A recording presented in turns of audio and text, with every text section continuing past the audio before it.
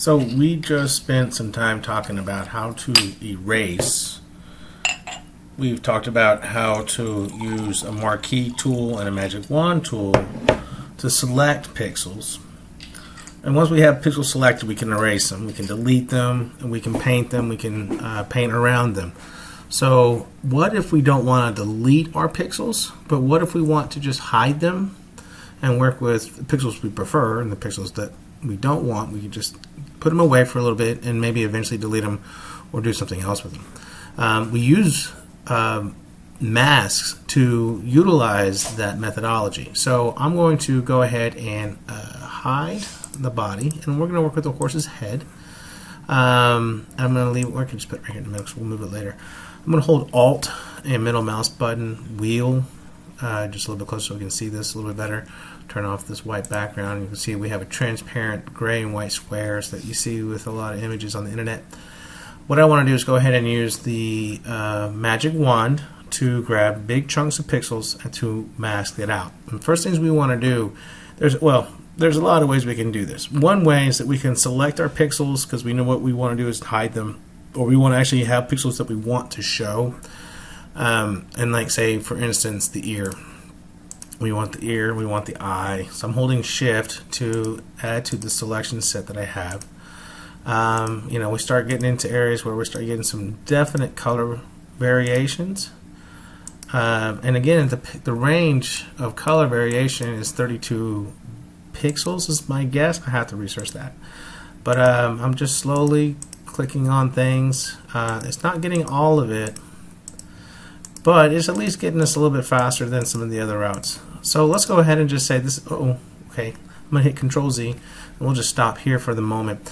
What I want to do now is mask that out. And so I'm in the layer that I've been selecting out of, and I want to click on this button here. This is the mask button. It's a white box with a black circle. It looks like a black-white version of the Japanese flag. Click on that, and you'll see that a new icon has appeared right here. And that, you'll see, shows some of the selections that we had. Now it looks pretty scary and pretty bad, and if I were to actually want to look at this actual black and white image here, I'm going to hold Alt and left click, and you can see that it's just a black and white image. And what it's doing, I'm going to click Alt and left click over here, and you can see the white box. This is the actual thumbnail aspect of the layer that I'm actually involved with right now. So if you go to the color pixels, I'm going to hold Shift and click on the mask and hide it. Our pixels are still there. This is what's great about this. So I'm going to hold Shift and click on that again to make it show. I'm going to make sure that the selection thumbnail is around the actual mask object. And now I want to go to the brush tool. Brush tool is a lot like the eraser tool, except we're going to use it to show or hide things. And so I just painted a big black streak on our mask. I'm going to hit Control Z. And now what I'm going to do is I'm going to switch this right here. This is our color palette. I'm going to switch this button right here, this little angle, to white, and I'm just going to paint right there. Same spot that I just painted the black mark on. Now I'm going to go back into my color brush, color layer. I want to go ahead and work in my mask. And so I can start actually rediscovering the pixels that I deleted, but I didn't delete, I just hid. And so what this allows me now if I hit X, watch my color change. Hit X again. So if I hold to painting it black, I hide things. Control Z, or I can just actually Control Shift Z, redo that, and hit X, change it to the white, and just paint it back.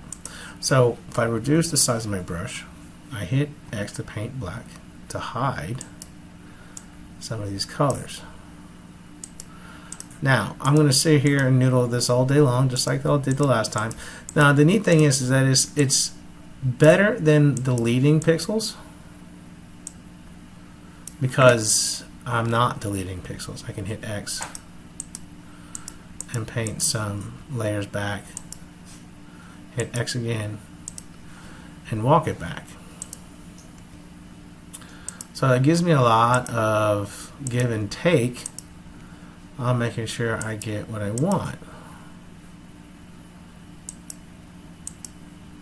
And so I can noodle this all day long, but I'm not. I'm going to back out, and let's work on the body now and using some of the other techniques that we've used.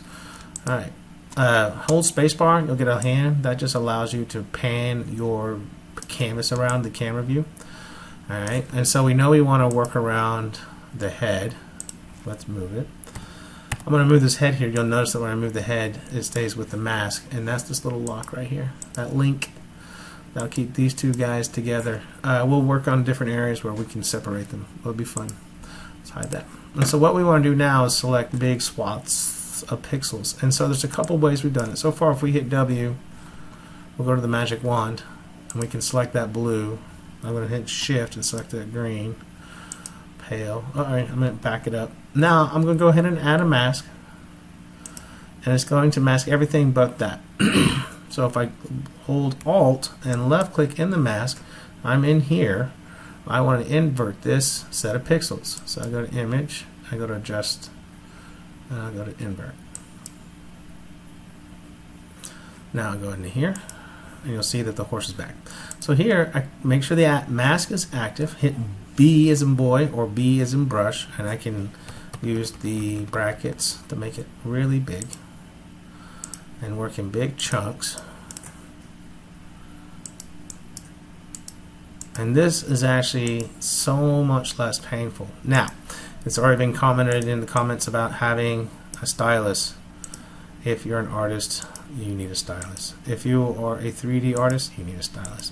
If you're going to work in video games, you need a stylus. If you're going to work in photography, you need a stylus. If you're going to be a motion graphics editor, I probably don't need a stylus. But if you're going to sculpt and make really cool art, if you want to draw, you need a stylus. And it is a skill set. It takes time to learn, it takes practice, just like a pencil and paper. Just do it. It's worth it.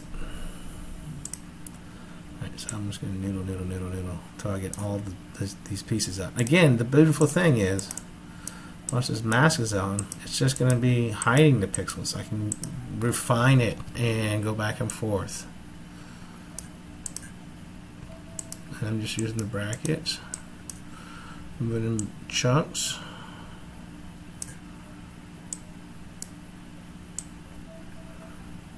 Alright, so there is our next set of tasks, is to get these blends to work a little bit more effectively for our layers. We'll get into color swaps here in a little bit, but I'm going to work on this a little bit more. Alright, that should cover you guys up for another few days.